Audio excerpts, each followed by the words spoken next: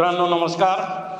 माझं नाव विनीत कोचरेकर आणि कोचरेकर मास्तर या इंग्रजी शिकण्याच्या यूट्यूब मालिकेमध्ये मी आपलं सगळ्यांचं स्वागत करतो. आपण वर्तमान काळाचे 4 उपप्रकार बघितले. साधा वर्तमान काळ, चालू किंवा अपूर्ण वर्तमान काळ हे पूर्णपणे शिकवून झाले तपशिलासकट. आता तिसरा उपप्रकार, जरी आपण याला मराठीत उपप्रकार म्हणत असलो तरी ही एक नोंद अवश्य घ्या. इंग्रजीमध्ये यालाही टेन्स किंवा काळ म्हणतात, परफेक्ट कंटिन्युअस टेन्स. मग तो भूतकाळ असो, वर्तमान काळ असो किंवा भविष्यकाळ असो, कुठलाही काळ असला तरी यालाही इंग्रजीमध्ये टेन्स असंच म्हटलं जातं. हा थोडासा नटखट आणि विचित्र आहे. याचं कारण असं, आपण मराठीमध्ये बोलताना मी या शाळेत गेली 15 वर्षे शिकवतो आहे असंच म्हणतो. चालू वर्तमान. मी आत्ता तुम्हाला शिकवतो आहे, चालू आहे क्रिया. I am teaching. मग I am teaching you and I have been teaching, यात फरक काय? आय एम टीचिंग यू हा चालू वर्तमान काळ आहे आणि I have been teaching you since 1 hour हा पूर्ण वर्तमान काळ आहे. हे इंग्रजीचं एक वैशिष्ट्य आहे. दोघांमध्ये फरक काय? तर हा काळ लिहिताना 2 गोष्टी महत्त्वाच्या लक्षात ठेवायच्या. जो साधा वर्तमान काळ आहे त्यातली क्रिया पूर्ण झालेली नसते. चालू वर्तमान काळामधली क्रिया वर्तमान काळामधून भविष्य काळापर्यंत चालू राहणार असते, पूर्ण झालेली नसते. आणि तिथे इज, एम, आर ही कालदर्शक क्रियापदे येतात. मात्र इथे हॅज बीन आणि हॅव बीन ही कालदर्शक क्रियापदं म्हणून वापरायची असतात. आणि सगळ्यात महत्त्वाचा जो भेद आहे तो हा आहे की या सर्व वाक्याच्या पुढे कालनिर्देश करणं अत्यावश्यक असतं. हे मी किती काळ करत राहिलो आहे, हे मी किती काळ करत आलेलो आहे असं आपण बोलत नाही. पण ह्या दोघांमधला फरक समजण्यासाठी अशा प्रकारे भाषांतर लक्षात ठेवणं हे गोंधळ निस्तरणारं ठरेल, हे लक्षात ठेवा. पुन्हा एकदा सांगतो. कर्ता सब्जेक्ट इज आणि V+ing हा चालू किंवा अपूर्ण वर्तमान काळ आहे, ज्याच्यात आपण कालनिर्देश करत नाही. मी या शाळेत शिकवतो आहे. मी तुम्हाला आत्ता शिकवतो आहे. तुम्ही माझ्याकडे पाहत आहात. तुम्ही शिकत आहात. संपली. पुढे किती वेळ होणार याचा निर्देश केलेला नाही. म्हणजे जी क्रिया आत्ता सुरू झालेली आहे ती भविष्य काळातही होणार आहे. हा अपूर्ण वर्तमान काळ किंवा कंटिन्युअस प्रेझेंट टेन्स. पण आता आपण शिकत आहोत परफेक्ट कंटिन्युअस टेन्स किंवा पूर्ण वर्तमान काळ. ह्याच्यामध्ये 2 प्रकार घडतात. ही टाईमलाईन आहे, कालमापन पट्टी. हा भूतकाळ आहे, हा वर्तमान काळ आहे आणि हा भविष्यकाळ. ह्याच्यात महत्त्वाचं आपल्याला काय समजून घ्यायचं आहे ते मी इथे खुणांच्या रूपात दाखवलं आणि त्याचं उदाहरण दिलेलं आहे. हे कृपया नीट समजून घ्या, जेणेकरून तुमच्याकडनं सर्वसामान्यतः जी इतर मंडळी ढोबळ चुका करतात त्या होणार नाही. ही क्रिया आहे. समजा एक शिक्षक आहे आणि तो म्हणतोय की मी या शाळेत गेली 10 वर्ष शिकवतो आहे. हे मराठीत व्याकरणदृष्ट्या बरोबर वाक्य आहे. पण जर इंग्लिशमध्ये त्यांनी म्हटलं I am teaching in this school, I am, नीट ऐका, फॉर 10 years, तर ते वाक्य चुकीचं ठरेल. पूर्ण वर्तमान काळामध्ये 2 प्रकार संबोधन. एक क्रिया घडते पूर्ण होते, क्रिया घडते पूर्ण होते, क्रिया घडते पूर्ण होते आणि चालू राहते. उदाहरणार्थ शिक्षक गेली 10 वर्ष शिकवत आहे. पहिलं वर्ष, दुसरं वर्ष, तिसरं वर्ष, चौथं वर्ष, 5वं वर्ष, 6वं वर्ष. मे महिन्याची सुट्टी आली की ते घरी गेले, पुन्हा जूनमध्ये आले, पुन्हा शिकवायला सुरुवात केली, पुन्हा ते शैक्षणिक वर्ष संपलं, पुन्हा आले. असंच 10 वर्ष चालू आहे.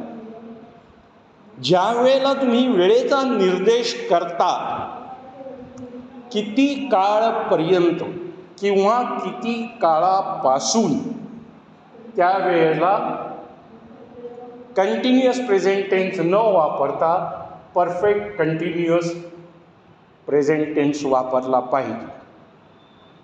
एखादी क्रिया सातत्याने घडत आलेली आहे, सलग पूर्ण असेल किंवा नसेल, आणि काळ वर्षांचाच असला पाहिजे असं काही नाही. तो काही मिनिटाचा असू शकतो, काही दिवसांचा असू शकतो, काही तासांचाही असू शकतो. काळाची मर्यादा महत्त्वाची. मर्यादा किंवा नियम काय, तर त्या कृतीत सातत्य असलं पाहिजे आणि ती सतत चाललेली असलेली पाहिजे आणि त्याचा निर्देश, त्याचा उल्लेख, त्याच्याबद्दल बोललं गेलं पाहिजे. हे इथे उदाहरणामध्ये दिले. He is working as a manager for 10 years. हे वाक्य इंग्रजी व्याकरणदृष्ट्या चुकीचं आहे. चालू वर्तमान काळ जर वापरायचं असेल, इज वर्किंग, तर हे पुढचं तुम्हाला वगळलं पाहिजे. काळाचा निर्देश करता कामा नये. इथे वाक्य संपलं पाहिजे. हा 10 वर्ष मॅनेजर म्हणून काम करतोय. 5 वर्ष, 2 वर्ष जबलपूरला होता, 2 वर्ष मुंबईला होता, नंतर 4 वर्ष बेंगलोरला होता. असं 10 वर्ष तो मॅनेजर म्हणून काम करत आलेला आहे. असं आपण भाषांतर करत नाही किंवा मराठीमध्ये बोलत नाही.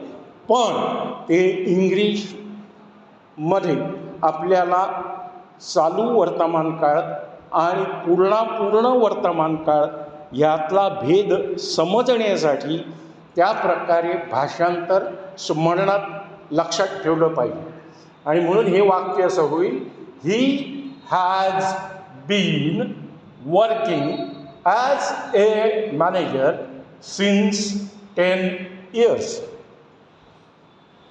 साम्य कुठे आहे, तर जी क्रियादर्शक क्रियापदं आहेत त्याला अपूर्ण किंवा चालू वर्तमान काळ किंवा भूतकाळामध्ये पहिला जो मूळ जे रूप असतं क्रियापदाचं, त्याच्यापुढे ING प्रत्यय लागत असतो.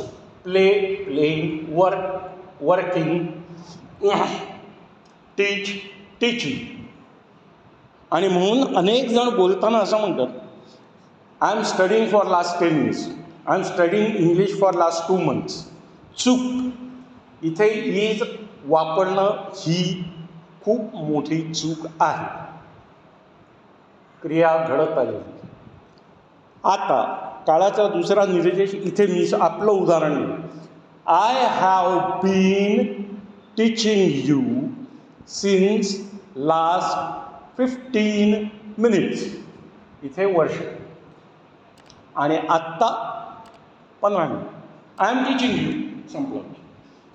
पण ज्या वेळेला मी म्हणेन की मी गेली 10 मिनिटं तुम्हाला शिकवत आहे, त्यावेळेला त्याचं भाषांतर असं व्हायला पाहिजे, मी गेली 10 मिनिटं तुम्हाला शिकवत राहिलो आहे, किंवा मी तुम्हाला गेली 10 मिनिटं शिकवत आलो आहे. पूर्ण वर्तमान काळ. मला वाटतं हे स्पष्टीकरण तुम्हाला पुरेसं समजलेलं असेल. पुढचं उदाहरण घ्या. जसप्रीत बुमरा बॉलिंग करतो, एक क्रिकेटर म्हणून त्याने नाव कमवलं आहे. गेली 7 वर्ष तो क्रिकेट खेळतोय. वरच्या सारखंच हे वाक्य चुकीचं आहे.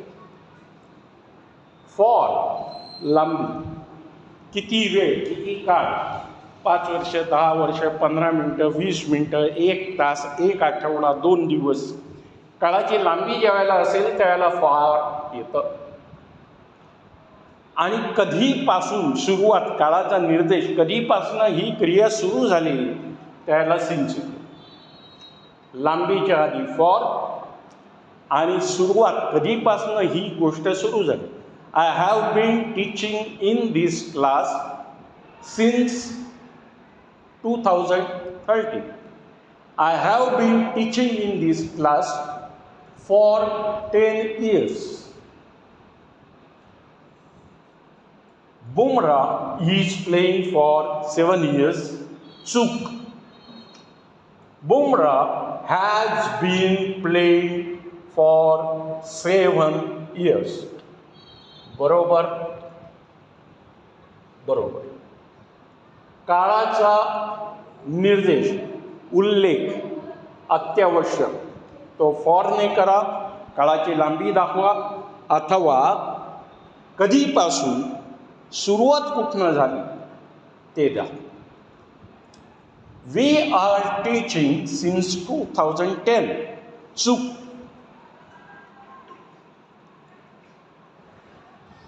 आम्ही गेली 10 वर्ष या शाळेत शिकवत आलेलो आहोत, शिकवत राहिलेले आहोत. Have bin. मी या शाळेमध्ये शिकवतो, क्रिया चालू आहे, अजून रिटायर झालेलो नाही, इथपर्यंत ठीक आहे. पण 10 वर्ष हे मराठीत बरोबर, इंग्रजीत चूक. मी ह्या शाळेत गेली 10 वर्ष शिकवतो आहे, मराठीत व्याकरणदृष्ट्या निर्दोष, बरोबर, काही चूक नाही. पण त्याचं भाषांतर I am teaching in this school for 10 years. चूक. अजिबात चालणार नाही. हा अपूर्ण वर्तमान काळ आणि पूर्ण वर्तमान काळ यातला महत्त्वाचा भेद आहे. हे समजलं असेल. काही क्रिया घडत गेली, संपुष्टात आली, पुन्हा तीच क्रिया पुढे चालू झाली, पुन्हा तीच क्रिया पुन्हा चालू झाली. 10 वर्ष. I have been teaching, he has been working, Bumrah is playing. याच्यात दुसरा भाग हा अवस्था दाखवणारा भाग, म्हणजे एखादी अवस्था किती लांब, किती काळ होती ते दर्शवणारी क्रिया पूर्ण वर्तमान काळात दाखवली जातात. फरक एवढाच आहे की इथे क्रियापदाला ING प्रत्यय लागतो, पण इथे अवस्था दाखवणारं V3 क्रियापद लागतं. वैवाहिक अवस्था, marital status, married. We have been married for 10 years.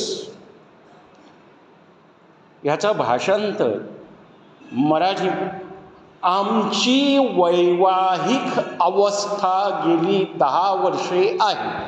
हे ऐकायला विचित्र वाटेल, पण आमचं लग्न झालेलं 10 वर्ष झाली भूतकाळ, त्याच्यावरनं तुम्ही भाषांतर करायला गेलात, इथे गडबड.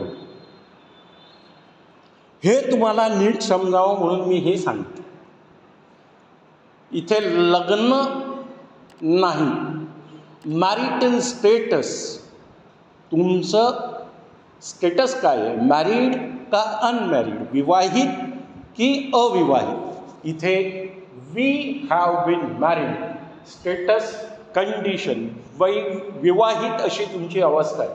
ही कंडिशन दाखवण्यासाठी पण हॅव बीन वापरलं, पण ही अवस्था आहे, कृती नाही, म्हणून इथे मॅरिड आहे. तसंच he has been worried since yesterday. काहीतरी अशी घटना घडली आहे, काय करावं त्याला सुचत नाही आहे, आणि तो कालपासून चिंताग्रस्त आहे. कालपासून चिंताग्रस्त आहे. हे मराठीमध्ये बरोबर आहे. इंग्रजीमध्ये ही इज वरीड नाही सांग.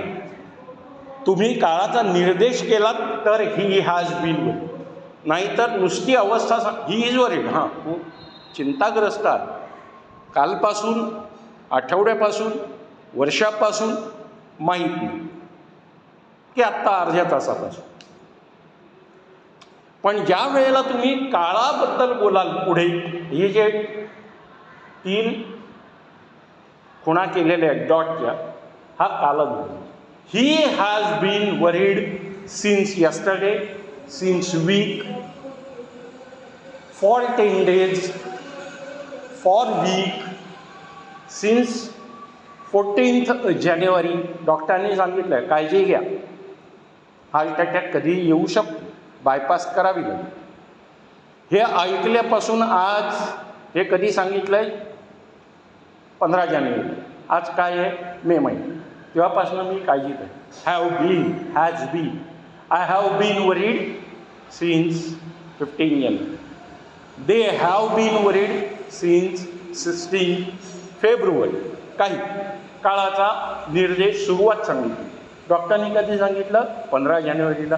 डॉक्टरांनी कधी सांगितलं? 17 फेब्रुवारीला. हे ज्या वेळेला मी म्हणतो त्यावेळेला सिन्स येईल, नाहीतर he has been worried for 2 days, he has been worried for a month, he has been worried for a year. ह्या 2 गोष्टी मला वाटतं मी पुरेशी उदाहरणं घेऊन आणि तपशील समजावून सांगून तुम्हाला समजण्यासाठी अधिकाधिक सोपं करून सांगितलेलं आहे. Perfect continuous present tense, perfect continuous present tense, पूर्ण वर्तमान काळ. मुख्य भेद चालू वर्तमान काळ आणि पूर्ण वर्तमान काळ हा थोडक्यात आणि स्पष्टपणे सांगायचं झालं तर काळाचा निर्देश. ही वाक्य लक्षात ठेवा. इथे बरोबर काय आहे आणि चूक काय आहे हे तुम्हाला समजावून सांगितलं आहे. त्यामुळे तुम्ही स्वतः अशा चुका करू नका. इंग्रजी शिका, बिनचूक बोलायला शिका, निर्दोष लिहायला शिका, पण इंग्रज होऊ नका. या काळाचे उदाहरणं आणि उपयोग आपण पाहणार आहोत. याच्या पुढच्या म्हणजे 47व्या भागात पुन्हा भेटूया. नमस्कार.